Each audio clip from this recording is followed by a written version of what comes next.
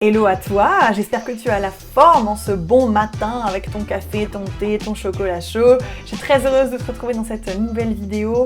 Aujourd'hui, on va parler du concept. Tu le sais, normalement, cette vidéo, c'est que tu vois toutes les autres précédentes vidéos que j'ai faites. J'ai 10 minutes pour t'expliquer un concept autour de la vente, du mindset ou de l'entrepreneuriat. Aujourd'hui, on va parler de ce que tu dois mettre en place. Ce que tu dois, pas ce que tu peux, ce que tu dois mettre en place lorsque tu veux trouver ton premier client, que tu sois setter, closer ou setter closer, let's go.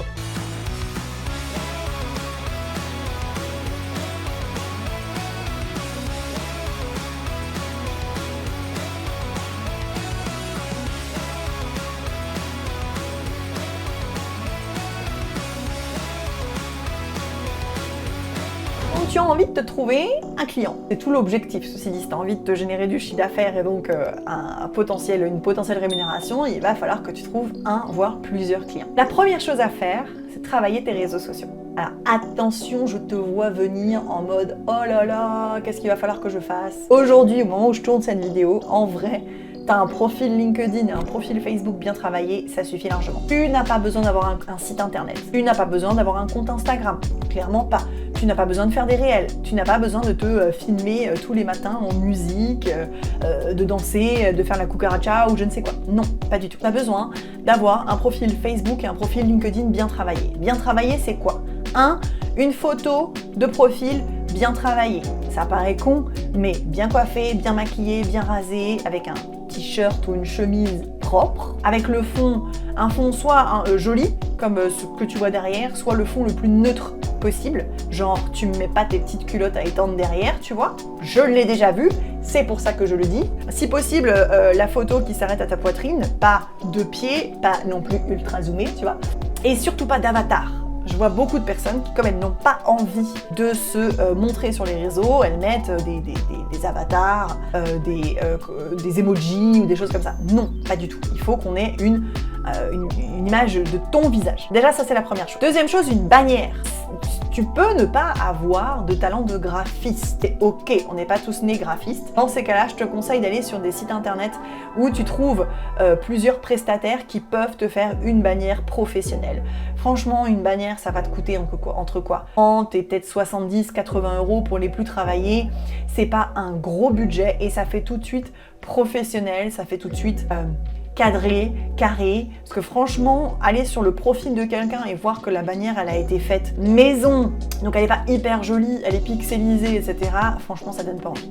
Troisième chose, la description de tes services. Il faut qu'on comprenne en un clin d'œil ce que tu fais. Et là où j'ai envie d'attirer ton attention, c'est que il y a eu pendant trop longtemps une vague de closers qui se sont présentés comme je suis un closer, je close tes prospects avec éthique ou empathie. Tu vois, il y a trop les mots éthique, empathie mis en avant. Alors oui, le closing, c'est de l'éthique, c'est de l'empathie, mais what the fuck, c'est surtout de la vente. Donc ça veut dire qu'aujourd'hui, tu mets ça comme descriptif, pour moi, tu te grilles sur le marché parce que c'est vu, revu, revu, réchauffé, décongelé, enfin bref, c'est une catastrophe. Ce que tu dois mettre, ce sont des termes professionnels comme inbound, outbound, DM, setting, closing, etc., etc., vente, tu vois, sales. Tu dois mettre des termes qui sont professionnels et ça doit être rapidement et facilement visualisé par un potentiel client qui irait sur ton profil et qui serait potentiellement intéressé par tes services. Quatrième chose, là c'est surtout sur LinkedIn, tu sais, tu as une espèce de section sur l'introduction où là en fait tu peux mettre tout un paragraphe sur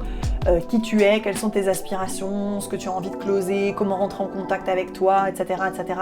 C'est pareil, ça il faut que ce soit bien travaillé, mis avec des sautés à la ligne, du gras, de l'italique, bref, que ce soit non pas un pavé à lire horrible, pas non plus 3 lignes qui donnent de toute façon pas envie de rentrer en contact avec toi, mais voilà, faut trouver le bon juste milieu entre tout ça. Tu dois pour moi avoir un lien Calendly pour que un potentiel client puisse prendre rendez-vous avec toi le plus vite possible, identifiable sur Facebook ou sur LinkedIn, sur ton profil. Potentiellement, tu peux aussi mettre en place un portfolio qui va présenter tes expériences professionnelles passées, qui sont normalement forcément toujours un atout pour ta reconversion pro dans le closing ou dans le setting, qui doit présenter ta personnalité, ton professionnalisme, qui pareil doit faciliter l'interlocuteur, la prise de rendez-vous avec toi, Bref, le portfolio, moi je trouve ça hyper logique, stratégique. Tu as plein de manières de le faire. Soit tu peux le faire sur Canva, soit tu peux le déléguer et payer une prestation à quelqu'un pour te le faire. Soit tu peux le faire sur Notion, soit tu peux le faire à travers une vidéo. Enfin, il y a quand même pas mal de manières de le faire et donc tout ça pour présenter tes services. Ça, c'est déjà le minimum syndical sur ton réseau social qui est soit LinkedIn, soit Facebook, le mieux étant d'avoir les deux. Il va falloir que tu publies quand même sur ces réseaux sociaux. Tu vois, c'est bien d'avoir un réseau social bien fait, mais si tu n'y fais rien, ça ne sert à rien. Donc nous, ce qu'on conseille chez Closer Révolution, c'est de publier au moins 2 fois par semaine. Il y a plein d'idées de posts qu'on donne dans la formation. Sur notre site internet, tu trouveras aussi un produit qui ne présente que ça, des idées de posts que tu peux avoir dans le closing, dans le setting. Mais il faut que tu publies au moins 2 fois par semaine. Et tu n'es pas, encore une fois, obligé de publier des vidéos de toi, te mettant en scène, ou comme moi aujourd'hui, tu peux publier très bien un texte avec une photo que tu trouves sur des sites qui mettent des photos à disposition, où tu as plein maintenant d'outils de l'intelligence artificielle qui vont te créer des photos sur mesure. Bref, ça suffit largement. Mais 2 fois par semaine. La troisième chose que tu dois faire sur les réseaux, donc 1, avoir un profil bien travaillé, 2, publier 2 fois par semaine, 3, agrémenter ton réseau. Tu dois forcément avoir des connexions, prendre le temps de commenter, de liker des posts qui t'inspirent, de potentiels clients ou de clients indirects. Bref, il faut que tu te fasses voir.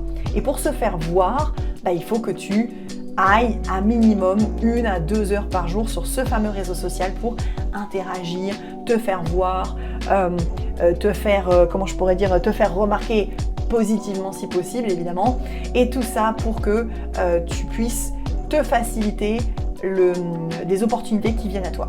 Et vraiment, dans les coachs qui sont chez Closer Révolution, il y en a beaucoup qui ont trouvé des opportunités grâce à nous, mais qui ont été capables, grâce à cette méthode et à d'autres qu'on va voir dans de prochaines vidéos, de se trouver des nouveaux clients tout seuls.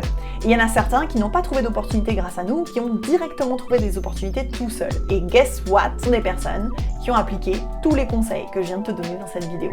Et tu vois, je sais pas si tu as vu une des précédentes vidéos où je poussais un léger coup de gueule contre les personnes qui sortent de notre formation et qui choisissent de mettre en application certains conseils et pas d'autres. Tu vois, c'est typiquement là-dessus où déjà ça bug. Il y a plein de closers qui font leur profil, mais qui vont jamais publier parce que je ne sais pas quoi publier, je n'ai pas envie de publier, etc., etc. Et je trouve ça vraiment dommage, parce que là, clairement, c'est pas comme si tu me disais j'ai envie de perdre du poids, mais je vais au McDo 3 fois par semaine. C'est comme si tu me disais chez mon conjoint, je ne veux que les bons points et pas les mauvais points. Enfin, tu vois, ça n'a pas de sens, quoi. C'est pas divisable. C'est soit tu prends tout, soit tu prends rien. Mais pour avoir des résultats, devine quoi, il faut que tu prennes tout. Donc voilà la première chose que tu peux faire si jamais tu as envie de te trouver des clients. Bien sûr, je ne vais pas te donner toute la méthode en une seule vidéo de 10 minutes, j'en suis déjà à 8, donc ce serait beaucoup trop long. Donc je te retrouve dans une prochaine vidéo pour t'expliquer la suite de ces stratégies pour que tu puisses te trouver de potentiels clients en closing, en setting. Je vais terminer mon café. Je te souhaite une bonne journée et je te dis à demain.